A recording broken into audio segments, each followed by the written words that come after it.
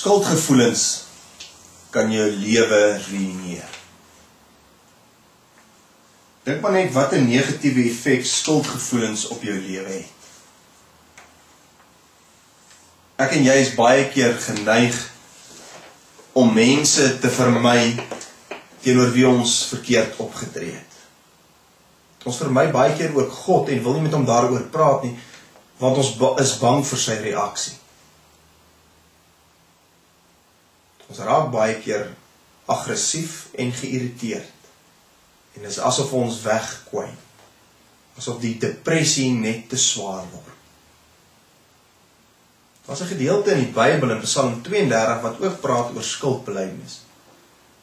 En in die gedeelte sê die digter dat hy, toe hy geswyg het oor sy sonde, uitgeteer het. Dit het gevoel asof die hand van die Here swaar op hom rus en of sy energie getap word soos die somerhitte die water tap. Klink dit nie bekend nie? Klink dit nie maar soos ek en jy nie? Ons is presies so as ons skuldig is. Die eerste fase is gewoonlik ons vermy mense. Mense vra vir ons wat is fout, maar ons kan nie met hulle daaroor praat nie, want ons is skaam oor dit wat ons verkeerd gedoen het. Ons rig eintlik nog meer skade aan die verhouding deur stil te bly. En dan kom die volgende fase. Ons probeer ons optrede regverdig deur die ander persoon of die ander party te blameer. My vrou se houding teenoor my het gemaak dat ek haar verneek met iemand anders. Of my vriend wat die stories oor my vertel het by die werk, het veroorsaak dat ek oor hom geskinder het by ander mense. Maar dit vat ook nie die skuldgevoelens weg nie. Net soos die stil bly. Dit word net erger. 'n Mens lê nagte wakker en dit rus swaar op jou skouers. Totdat 'n mens jou skuld bely. Die digter van Psalm 32 sê dit so mooi. Hy sê, hy het eers beter gevoel toe hy sy skuld voor God bely het. Hy het gesê, ek was opstandig. Vir die mooi, sy sonde, sy skuld het 'n naam. Hy het dit by die naam genoem. Ons is so geneig om net te bid, vergewe ons sondes. Hoe kan jy regtig jammer voel, as jy nie eers bereid is om dit te sê nie? Noem dit by die naam, verbaliseer dit.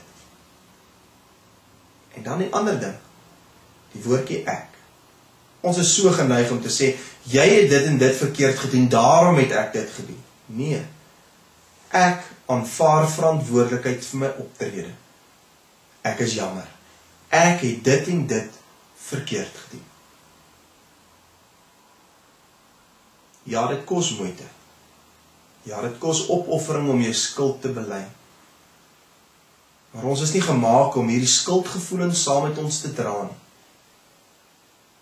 Jy kan slegs ontslae raak daarvan as jy dit bely voor God.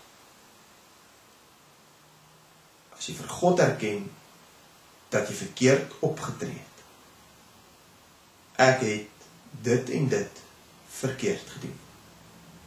En dalk sal jy agterkom dat voordat jy nog jou skuld kon bely, God sy hande uitgestrek het na jou toe, omdat hy jou klaar vergewe het. In Jesus Christus reeds vergewe het.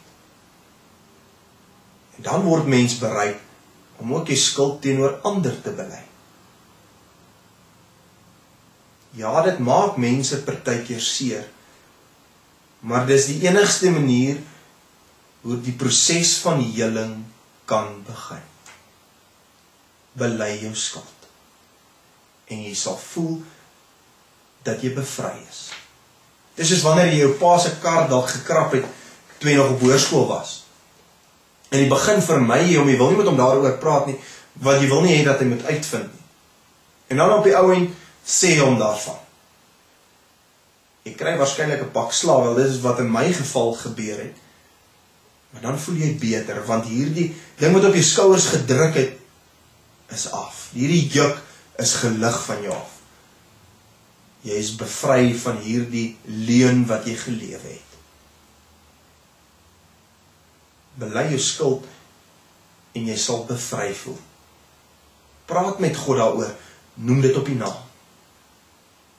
En dan bely ook jou skuld teenoor ander. Dalk is dit iets wat jy lank terug in die verlede verkeerd gedoen het, wat nou nog jou laat skuldig voel. Dalk is dit iets wat jy vanoggend gedoen het. Dalk is dit iets wat jy gister gedoen het. Dit vra van jou om net met God daaroor te praat. Vra van jou dalk om die telefoon nou op te tel en iemand te bel. Of dalk net 'n SMS te stuur, of dalk 'n e-pos. Of dalk vra dit van jou om vandag 'n brief te skryf en te sê wat jy verkeerd gedoen het en dat jy jammer is daaroor. Tot volgende week.